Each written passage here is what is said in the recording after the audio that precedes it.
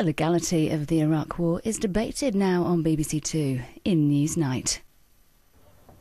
So, was the Iraq War legal? And if it wasn't, does it really matter?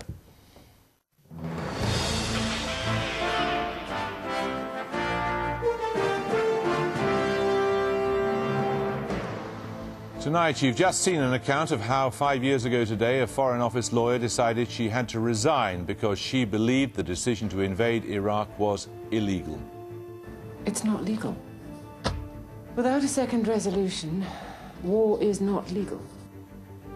Now we'll debate that with the head of the army at the time, a leading QC critical of the war, and the lawyer who advised the American State Department.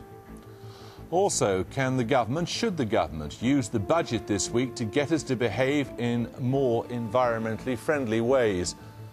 What's the difference between the man who's supposed to be planning to do it and an umbrella stand? And how was the blogger in Whitehall silenced?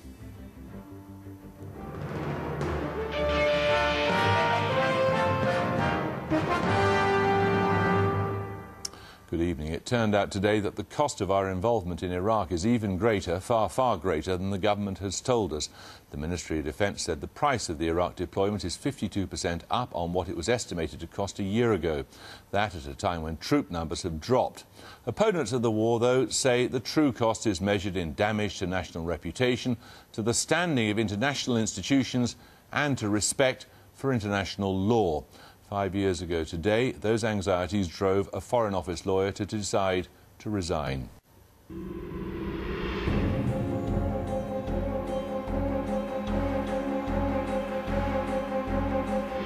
1441 offered him a final opportunity to comply with his obligation to disarm.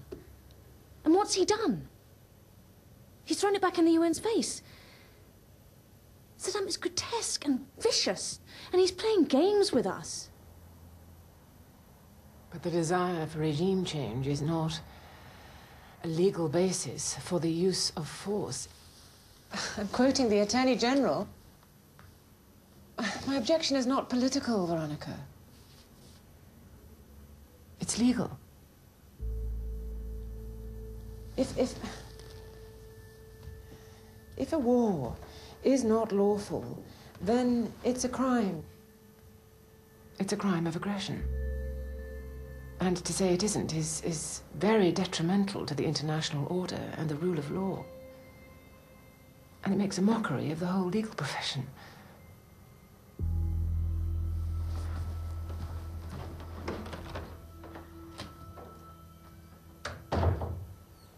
We're going to chew this over now with General Sir Mike Jackson, who was head of the army at the time, and Philippe Sands, QC, who's made a close study of all the legal circumstances surrounding the decision to go into Iraq. And joining us from Washington, Professor William Taft, who was chief legal advisor to the State Department. It was illegal from the look of things, wasn't it, Professor Taft? That was not the way it looked to us, no. We thought that our action in using force against Iraq was authorized by UN Security Council resolutions. We'd used force against Iraq many times for their failure to comply with the resolutions that had been passed by the Security Council, and there was no doubt that they were not in compliance with the resolutions at the time in March of 2003, and the use of force was authorized by the UN Security Council and therefore lawful. Philippe Sands, the critical resolution here is what's Resolution 678, is it, which allows the use of all necessary means? It's the old resolution, which basically authorised force back in 1991. But despite that, you come to the conclusion that it wasn't legitimate? It was suspended to allow for a ceasefire, and then we moved forward a few years, several resolutions, 1441, and Will Taft has just set out the one rationale there is to justify war. And of course what the Attorney General said in his first legal opinion on the 7th of March was that no country in the world apart from the United States buys into that argument. And the big question that's never been answered is what happened over the next 10 days. Well, we're not going to get that answer tonight, but we can perhaps explore this whole question of legitimacy and legality. First of all, Mike Jackson, as far as the average soldier is concerned, does it matter that you have that sort of legal cover? It matters a great deal. No soldier wants to feel that under any circumstances he's been sent off to war on a premise which does not find legal grounds. It's very important. And for my own part, I think I need to come in because having had a small part to play in putting Slobodan Milosevic into a cell in The Hague, I had no wish to be his next-door neighbour. So I personally, let alone the attorney, personally satisfied myself by a careful reading of the 17 then UN Security Council resolutions regarding Saddam Hussein's initial behaviour by invading Kuwait and then all the consequences which followed. And here was a man in a regime in complete defiance of the United Nations. So you, as head of the army, sat down, you looked through the whole thing legally, and you concluded that it was legit? For myself. Fine. When you look, though, at some other... Let's look at... I mean, you mentioned the Balkans. Yes. Look at Kosovo.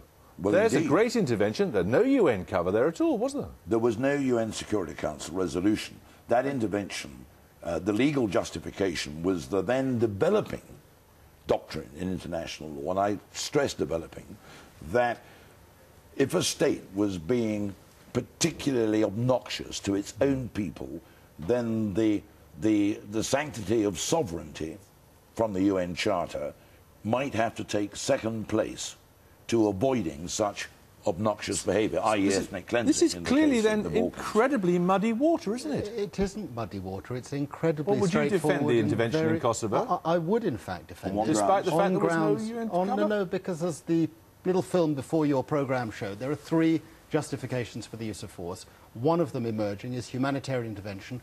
That's Kosovo. It was never invoked in relation to Iraq. The justification Could it for not Iraq... have been? Saddam Hussein's behaviour to his own people was even more revolting than that of Slobodan Milosevic. Well, it had been, but it had been whilst he was our ally, and he'd sort of run out of steam 15 years later. Professor Taft, do you draw a distinction between legitimacy and legality, which is what we seem to be getting towards here? Well, I've heard that distinction made, particularly in the case of Kosovo, where there was some shaky ground for, in the absence of a UN Security Council resolution and in the absence of, at least some people thought, a self-defense argument.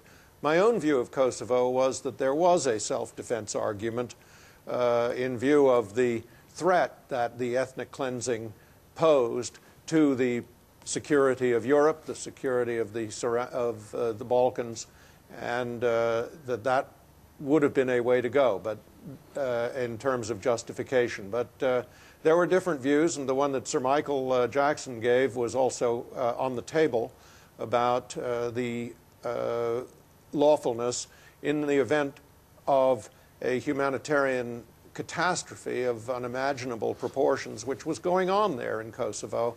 And that is, I think he said, an emerging principle. It hadn't emerged, I think, at the time, but there is good...